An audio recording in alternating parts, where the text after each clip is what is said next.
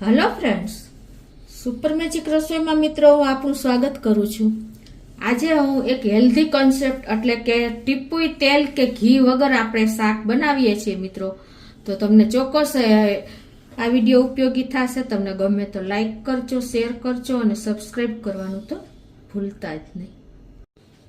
તો મિત્રો આજના સમયમાં આપણે તેલનો ને ઘીનો ફૂલ ઉપયોગ કરીએ છીએ અને આપણને ખ્યાલ છે કે આપણા હેલ્થ વિશે આપણે જરા પણ વિચારતા નથી.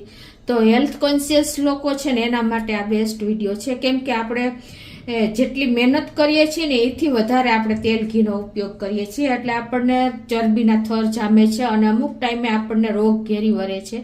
તો એના માટે આજે હું હેલ્થ કોન્શિયસ લોકો માટે જ આ વિડીયો શેર કરું છું. તો એમાં આપણે એક પણ ટીપુઈ તેલ કે ઘી પણ નથી નાખવાનું, તો પણ તમને ખ્યાલ પણ નહીં આવે ને એટલું સરસ આપણું શાક બનશે મિત્રો. તો તમે એન્ડ સુધી આ વિડીયો સાથે જોડાયેલા રહેજો. તો મિત્રો આપણે ગુજરાતમાં ગુજરાતી લોકો સિંગ તેલનો ઉપયોગ એટલો કરીએ છીએ ને શાકમાં કે આપણે વિચાર કરતા થઈ જાય છે.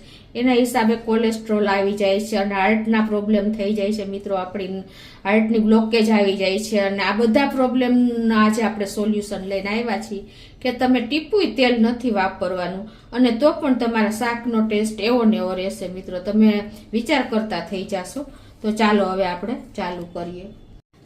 તો મિત્રો તમને એમ લાગશે કે ટીપુઈ તેલ વગર આપણે મસાલા કઈ રીતે કરવાના, પણ તમે વિચાર કરશો કે જો આ બધા રૂટીન મસાલા જ આપણે લીધા છે. જીરું છે, હળદર છે, હિંગ છે, આપણે લાલ મરચું છે, ધાણા જીરું છે અને આપણે જે રૂટીન શાક છે એ વટાણા છે, ફ્લાવર છે, કેપ્સિકમ છે અને ગાજર છે અને આદુ લસણ મરચાંની મેં પેસ્ટ કરી છે અને 2 મીડિયમ સાઈઝના મેં ટમેટાની ગ્રેવી કરી લીધી છે અને એક આપણે 1 થી 1.5 ઇંચ જેટલા આપણે પનીરના પીસ પણ કરી લીધા છે, અડધો કપ જેવા, અને 2 કાંદાની મેં પ્યુરી કરી લીધી છે અને 1 ટમેટું મેં પીસ કરીને રાખ્યા છે.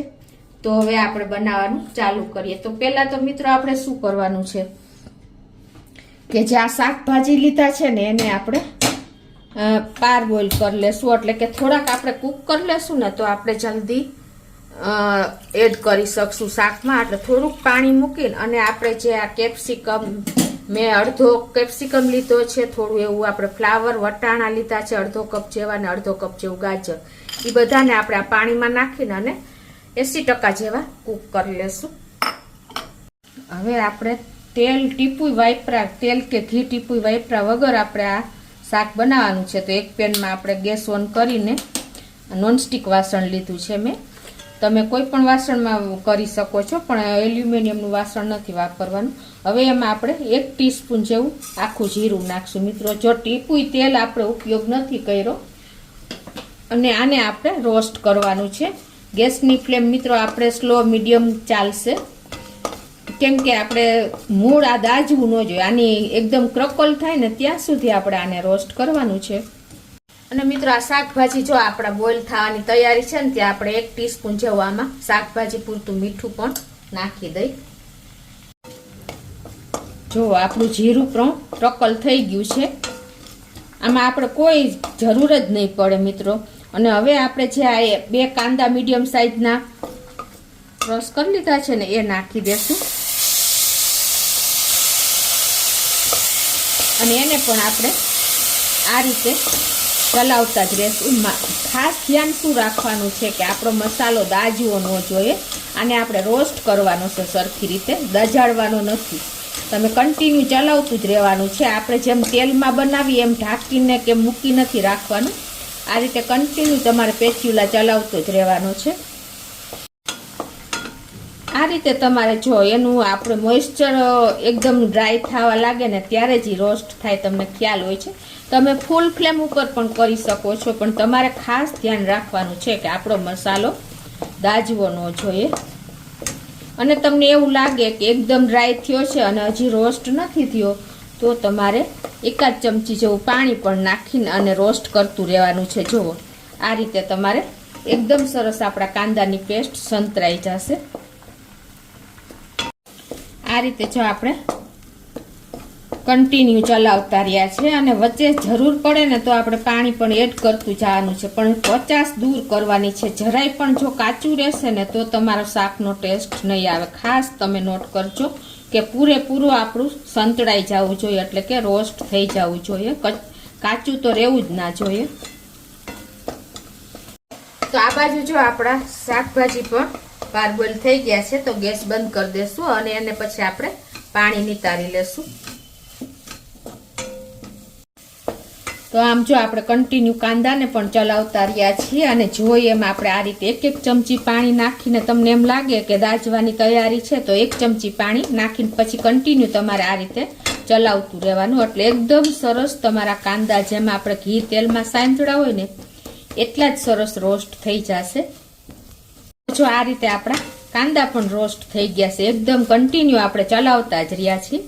હવે આ સ્ટેજે આપણે આ જે આદુ લસણ અને મરચાંની પેસ્ટ કરી છે ને 1 ચમચી એ પણ નાખી દેશું અને એને પણ આપણે કન્ટિન્યુ આ રીતે ચલાવતા જ રહેશું. તો જો અત્યારે આપણે આદુ લસણ અને મરચાંની પેસ્ટ નાખીને એ પણ સંતળાઈ ગઈ છે. આ રીતે આપણે ગેસની ફ્લેમ અત્યારે મીડિયમ ટુ ફૂલ રાખી છે, એટલે કન્ટિન્યુ આપણે ચલાવતા જ રહ્યા છીએ. હવે આપણે આ જે ટમેટાની પ્યુરી કરી છે ને એ આપણે નાખી દેશું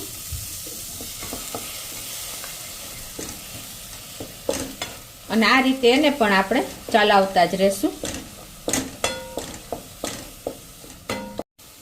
આ રીતે આપણે ટમેટાની પ્યુરી નાખ્યા પછી પણ જો એકદમ આપણી પેસ્ટ જેવું થવા આવ્યું છે.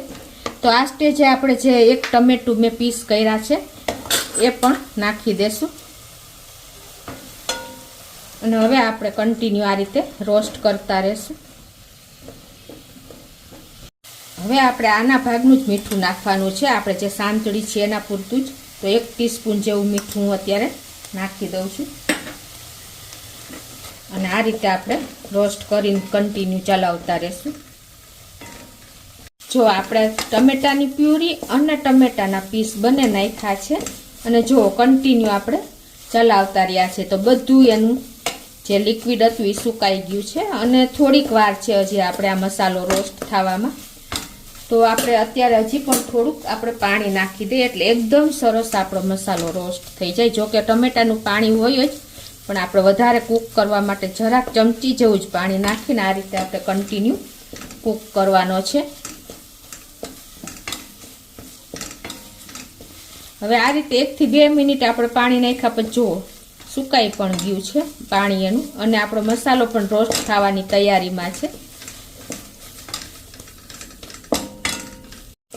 તો જો આપણા ટમેટાની પ્યુરી બધો મસાલો રોસ્ટ થઈ ગયો છે કન્ટિન્યુ આપણે ચલાવતા અને જરા પણ આપણો મસાલો પણ દાયજો નથી. આપણે પેલા તેલવાળું જે શાક કરીને એમાં આપણે ચલાવવું નથી પડતું, પણ તમારે આમાં કન્ટિન્યુ ચલાવતું જ રહેવું પડશે અને ટાઈમ પણ થોડોક માગી લે મિત્રો, પણ હેલ્થ માટે આ બેસ્ટ છે.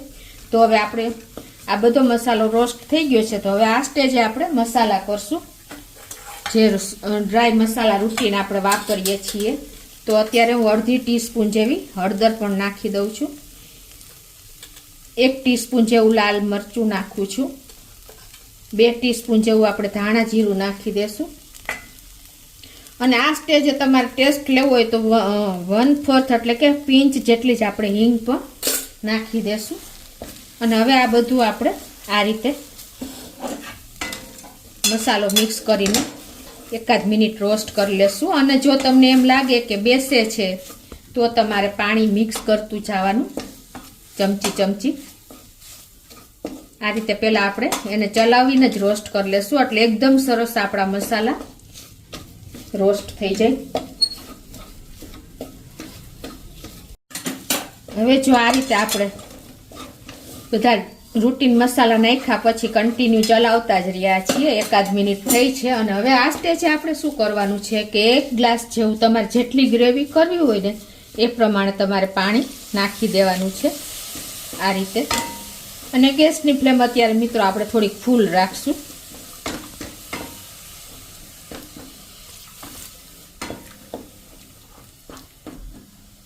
મેં અત્યારે 1 ગ્લાસ જેવું પાણી નાખ્યું છે અને હવે ગેસની ફ્લેમ આપણે મીડિયમ કરી નાખશું અને આને આપણે આ રીતે પેચ્યુલાથી ચલાવતા રહેશું. તો મિત્રો તમને ખ્યાલ આવે છે કે આ આપણે ઘી તેલ વગર આ આપણું ગ્રેવી તૈયાર થઈ છે. તમે જો છે ને મિત્રો એકદમ, અને ટેસ્ટમાં તો વાત જ ન પૂછો. તમને ખ્યાલ ટેસ્ટ કરશો ને તો પણ તમે અચંબામાં પડી જશો કે આમાં ટીપુઈ તેલ ઘીનો ઉપયોગ વગર તમે એનો ટેસ્ટ જુઓ, એનું લુક જુઓ. અને જો તમને એમ લાગશે કે ઓઇલ વગર સાઈડમાં તમને ઓઇલ જેવું પણ દેખાતું હશે. જો ખ્યાલ આવે છે તમને? જો તમને એમ જ લાગે કે આમાં તેલ વાપરેલું છે કે ઘી વાપરેલું છે, પણ આપણે ટીપુઈ તેલ નથી વાપર્યું મિત્રો. પણ જે આપણે કાંદાનું એસેન્શિયલ ઓઇલ હોય ને એ છૂટું પડે એટલે તમને સાઈડમાં દેખાશે. જો ખ્યાલ આવે છે ને? અને એનો ટેસ્ટ તો મિત્રો તમને ખ્યાલ પણ ન આવે એટલો પંજાબી શાક જેવો જ ટેસ્ટ થઈ ગયો છે મિત્રો. આપણે રૂટીન મસાલા જ છે, આપણે જે વાપરતા હોય ને એ જ મસાલા આપણે વાપર્યા છે. કોઈ તૈયાર મસાલા આપણે લીધા નથી. કન્ટિન્યુ આપણે એને રોસ્ટ કર્યા છે એટલે એના ટેસ્ટમાં કોઈ ફેર નથી પડ્યો. ખાસ તમારે એક દાજવા નથી દેવાના, એટલું જ ધ્યાન રાખવાનું છે આ શાકમાં. તો મિત્રો જો આપણી ગ્રેવી તૈયાર જ થઈ ગઈ છે, બધા મસાલા સાથે રોસ્ટ કરેલી. જુઓ હવે આ સ્ટેજે આપણે છે ને જે આ વેજીટેબલ્સ આપણે પાર બોઇલ કર્યા છે ને એ નાખી દેશું, એટલે વાર પણ નહીં લાગે તમારે શાક બનતા. અને લાસ્ટમાં આપણે જે પનીર લીધું છે એ પણ નાખી દેશું, 1 વાટકી જેવું, કપ જેટલું જ. અને હવે આ બધું આપણે મિક્સ કરી લેશું. જુઓ મિત્રો, તમે એનો લુક જુઓ, તમને ખ્યાલ પણ નહીં આવે કે આમાં આપણે તેલ નથી વાપર્યું. અને હવે 1 મિનિટ આપણે આ રીતે જ એને કૂક થવા દેશું. તો જો આપણું શાક પણ રેડી થઈ ગયું છે અને ગેસની ફ્લેમ આપણે અત્યારે હાઈ જ રાખી હતી. અને આપણે શાકભાજી પાર બોઇલ કરેલા હતા એટલે કોઈ ટાઈમ જ નથી લાગે એમ. હવે આ સ્ટેજે આપણે એમાં ગરમ મસાલો પણ નાખી દેશું શાકનો, 1 ટીસ્પૂન જેવો આપણે. અને લાસ્ટમાં આપણે કસૂરી મેથી પણ તમારે નાખવી હોય તો નાખી શકો છો. હવે આ બધું આપણે મિક્સ કરી લેશું. જો મિત્રો તમને ખ્યાલ આવી જતો હશે, ઓઇલ છૂટે ને એ રીતે જ જુઓ, સાઈડમાં તમને ઓઇલ જેવું દેખાતું હશે. છે ને મિત્રો? આમાં તમને અહીં ખ્યાલ આવે છે કે ટીપુ તેલનો ઉપયોગ વગર આ શાકનું લુક આવું દેખાય છે. જુઓ. તો હવે આપણું શાક પણ રેડી થઈ ગયું છે અને આપણે ગેસ બંધ કરી દઈશું. એને આપણે એક બોલમાં સર્વ કરી લેશું.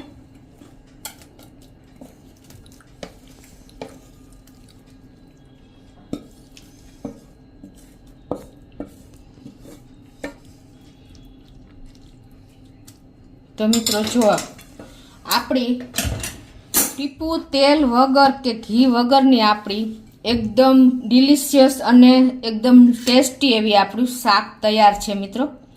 તો તમને ચોક્કસ આ વિડીયો એક વખત ટ્રાય કરજો આ રીતે શાક બનાવવાની. અને તમને મારો વિડીયો ગમે તો લાઈક કરજો, શેર કરજો અને સબસ્ક્રાઈબ કરવાનું તો ભૂલતા જ નહીં.